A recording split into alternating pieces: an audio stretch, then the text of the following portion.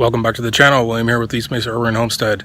So we're just going to do a little bit of a backyard tour here, a little update of composting and how that garden's looking. All right, so here we go. Got the composter here. Temp's looking pretty decent. Actually went down a little bit from yesterday. It was about up to 120 here yesterday, but it's gone down a little bit today. But it's looking good. This is the third time that I've turned this. You know, it used to be totally full, and you can see that it's gone down quite a bit. Slow going, but you know, it's looking good. So I'm gonna have some good compost. I'm gonna get another one of these compost bins that I got from the city of Mesa.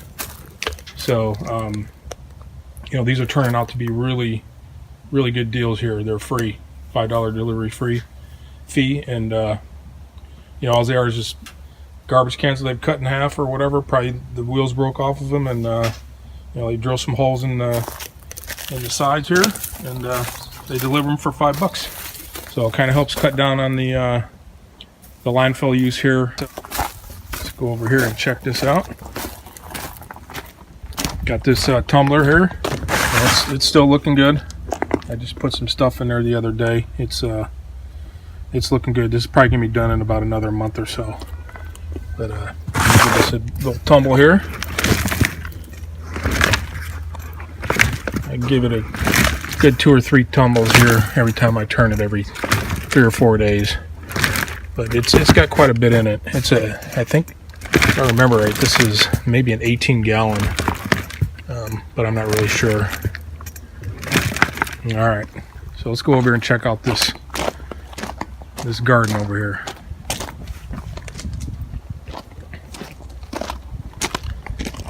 So I've yet to build the little frame for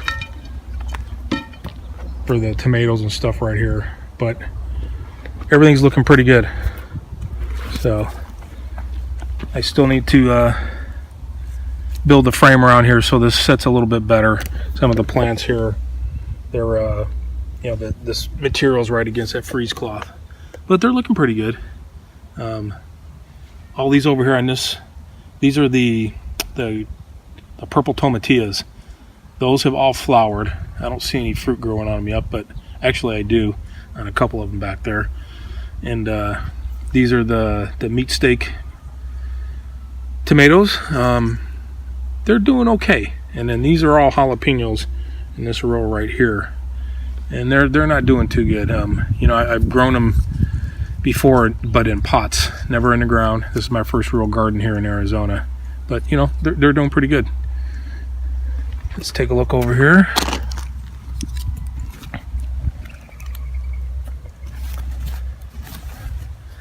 All right, so here we go. We got carrots here. There's a broccoli right here, a couple there. Some more radish down there on the end, and I planted some of the bunching onions right here. They're just those long ones with the little tiny bulb on the end.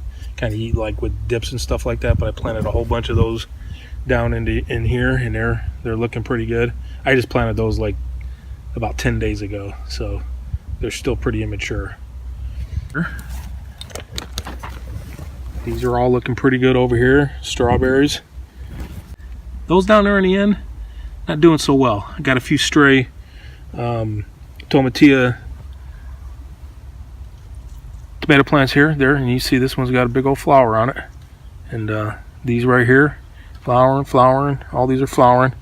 So they're all looking really well. I got one out here that is not covered, and I'm just kind of doing an experiment to see how well they'll survive in our desert winters here. You know, it does get pretty cold, but we haven't had any frost that has done any damage. We've had at least one good frost this year so far, a pretty early one, but anyways, I think it's doing pretty good. And then we got all this garlic and onion growing here, and it's looking pretty darn good. So I'm thinking when I put this freeze cloth on there, I mentioned that the brick wall here, okay, this helps retain the heat in the daytime, obviously, and then it slowly releases it at nighttime. And I think that's why I didn't have any problem with any of that frost. But the other thing that I have noticed is all of these plants that are closer to the wall, they are all for the most part bigger than the plants that are at the ends.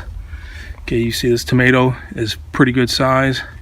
Okay, and they kind of get a little bit smaller down there in the end, and I'm thinking that's maybe just because of the heat. You know, it's cooler out there down there than it is over here. So I think what I'm going to do is I'm going to try to pick this big one right here. Oh wow, look at those right there. They're looking pretty good. Alright, so, oh yeah. Oh my gosh, look at that. I used those peat moss little seed starting things, and I was wondering how those were going to turn out, but look at that. That looks pretty darn good, huh? There's another one.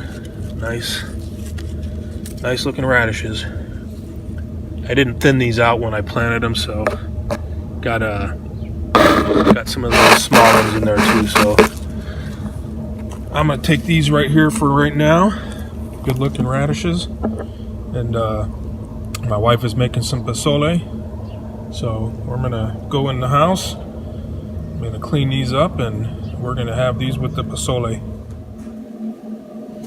All right, so we're getting ready to eat some pozole here.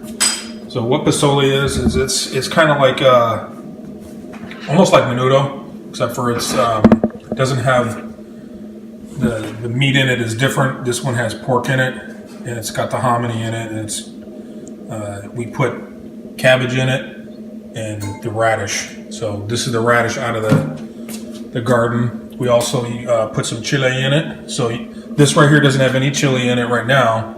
So like it's kind of kid friendly, but a lot of people like this spicy. So my wife made some chili here, and this is the radish, and it is really, really good. It's kind of mild, but it tastes really good. So I like it with chili in it.